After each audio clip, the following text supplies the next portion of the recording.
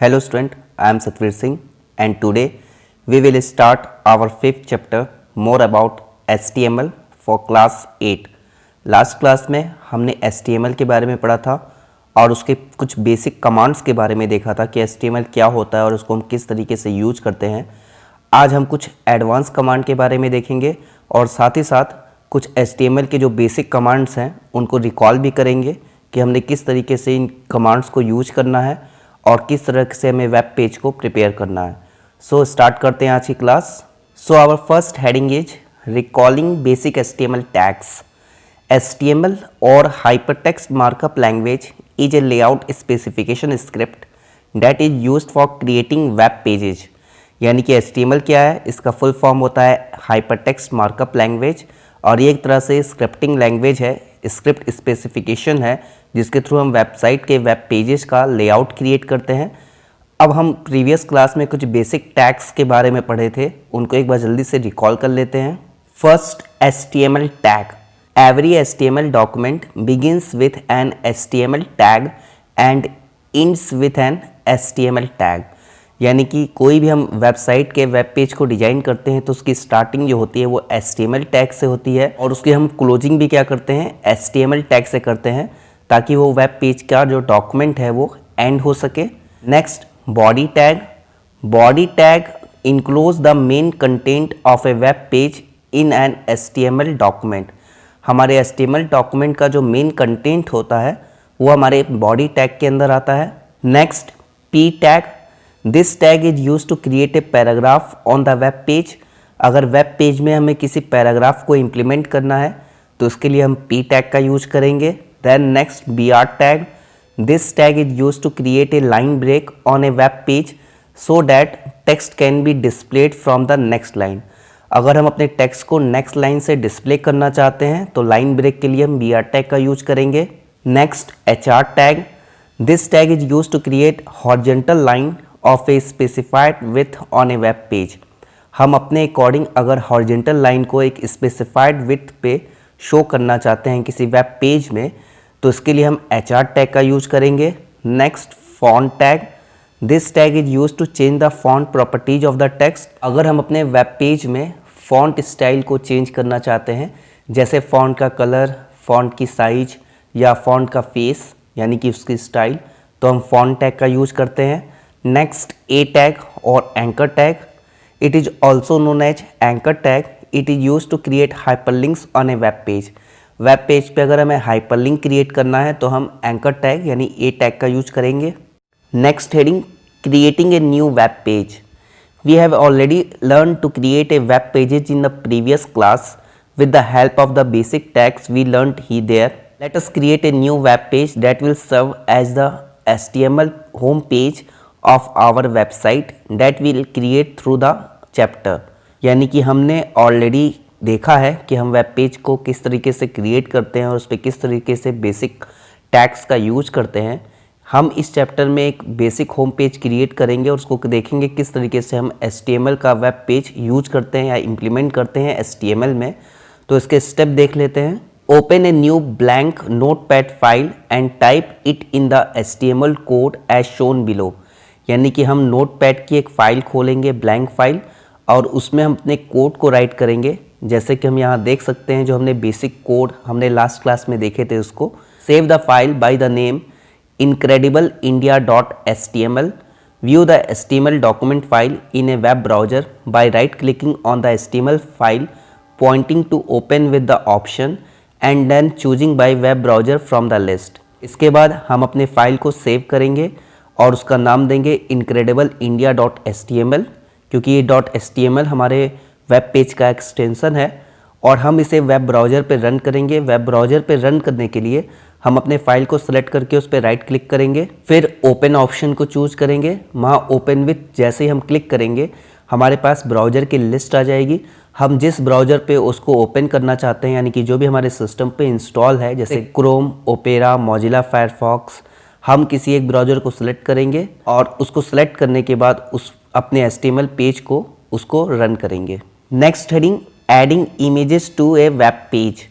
Adding an image to a web page makes it more attractive, meaningful and visually appealing. यानी कि अगर हम image को add करते हैं वेब पेज पे तो वो अट्रैक्टिव होता है, मीनिंगफुल होता है, अपीलिंग होता है, ताकि उसको आसानी से HTML पेज पे इमेज को देखकर वो आसानी से उसको समझ सके। HTML में हम इमेज को इम्प्लीमेंट करने के लिए IMG टैग का यूज करते हैं, जो कि एक एम्प्टी टैग है, यानी इसको क्लोज करना जरूरी नहीं होता। The IMG tag has several attributes that are used to specify the source, height, width, border and the alignment of the picture. हमारे IMG टैग के बहुत सारे एट्रीब्यूट्स हैं जिसमें हम अपनी इमेज के सोर्स को, उसके अलाइनमेंट को, बॉर्डर को या हाइट और विड्थ को सेट कर सकते हैं। तो एक बार इन एट्रीब्यूट्स को देख लेते हैं। First, SRC to identify the location of the image file, यानी कि इमेज फाइल की लोकेशन को आइडेंटिफाई करने के लिए हम SRC एट्रीब्यूट का यूज करते हैं। Image should be in .bmp, GIF और JPEG फॉर्मेट। हमारी जो इमेज होनी चाहिए वो .bmp, GIF या JPG फॉर्मेट की होनी चाहिए। और इसको हम राइट कैसे करेंगे? IMG SRC और यहाँ फाइल नेम में उस फाइल का नाम। Then second, align. अलाइन का मतलब होता है अलाइनमेंट, हम अपनी इमेज को किस तरीके से रिप्रेजेंट करना चाहते हैं। अगर हम अलाइनमेंट यूज कर रहे हैं तो हम उसको राइट या लेफ्ट में शिफ्ट कर सकते हैं। Next, border. IMG border equal to border thickness in a pixel, यानी कि हम लिखेंगे IMG, फिर लिखेंगे स्पेस देके बॉर्डर और वहाँ पे पिक्सल में थिकनेस को स्पेसिफाई करेंगे। To give a border to your image, the thickness of the border ranges from 1 to 10 pixel. हमारा जो बॉर्डर होना चाहिए वो 1 से 10 पिक्सल के बीच में होना चाहिए। Next, height. IMG height equal to height in pixel, यानी कि हम हाइट और विड्थ को भी सेट कर सकते हैं। इसके लिए हम क्या करेंगे?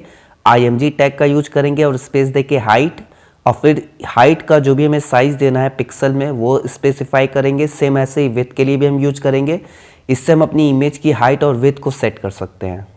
It is important to keep the image file and the HTML document file in the same folder. Otherwise, you will have to specify the complete path with the SRC attribute rather than giving just the file name. यानी कि अगर हम अपनी image को use कर रहे हैं तो ये ज़रूरी है कि हमारी इमेज की फ़ाइल और हमारे HTML के जो डॉक्यूमेंट हैं उनकी फ़ाइल सेम फोल्डर में हो।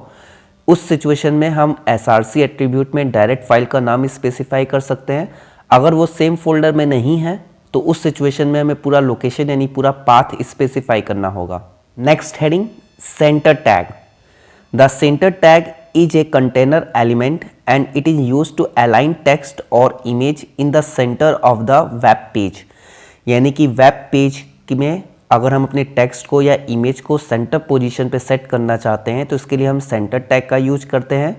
This tag is specially useful for centre alignment images because we can not do it using the IMG tag.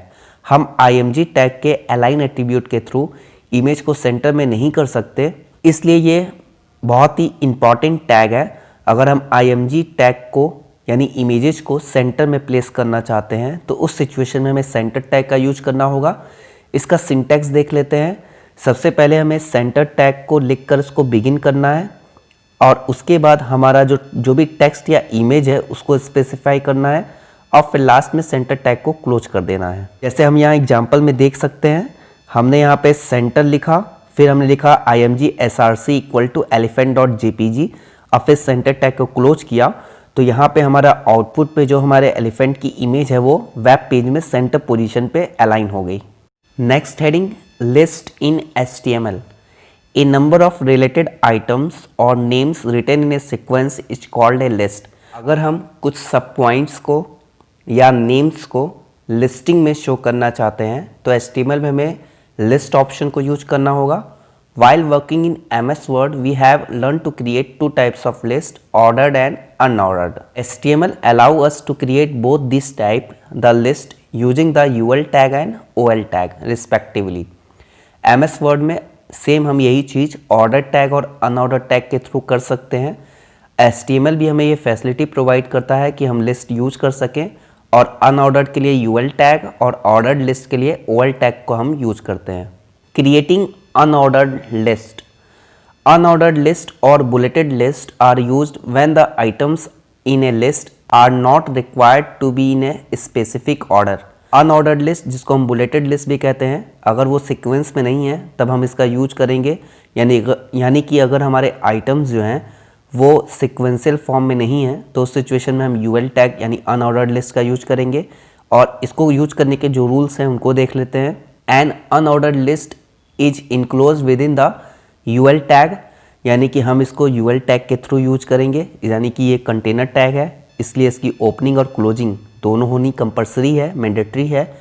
Each item in the list given with the help of LI tag, list of item को हम show करने के लिए LI tag का use करेंगे। The type attribute of the UL tag allow us to specify the type of bullets, यानी कि type attribute के थ्रू हम किस टाइप के बुलेट सिंबल का यूज करना चाहते हैं वो देख सकते हैं। जैसे हम चाहें तो यहाँ पे डिस्क, स्क्वायर या सर्कल, इन तीनों में से किसी का भी यूज कर सकते हैं। और एक बार इसका सिंटैक्स देखते हैं कि किस तरीके से हमें इसको यूज करना है। सबसे पहले हम यूएल लिखेंगे, फिर यहाँ टाइप में स्पेसिफाई करेंगे कि हम कौन सा टाइप यूज करना चाहते हैं। फिर आइटम को रिप्रेजेंट करने के लिए हम एलाई टैग का यूज करेंगे। एलाई एम्प्टी टैग है इसलिए इसको क्लोज करना मैंडेटरी नहीं है। और फिर यहाँ पे यूएल टैग को क्लोज करेंगे। Let us now create another web page by the name indianheritage.html and create an unordered list in it, यानी कि एक फाइल बनाते हैं indianheritage.html और उसमें लिस्ट को हम किस तरीके से यूज करेंगे इसको देख लेते हैं। यहाँ पे इसका आउटपुट दिया हुआ है और इस तरह से ये लिस्टिंग दी हुई है, इसी के लिए हमें कोडिंग करनी है। Open a new blank file in notepad, type the text and the HTML code in it as shown here.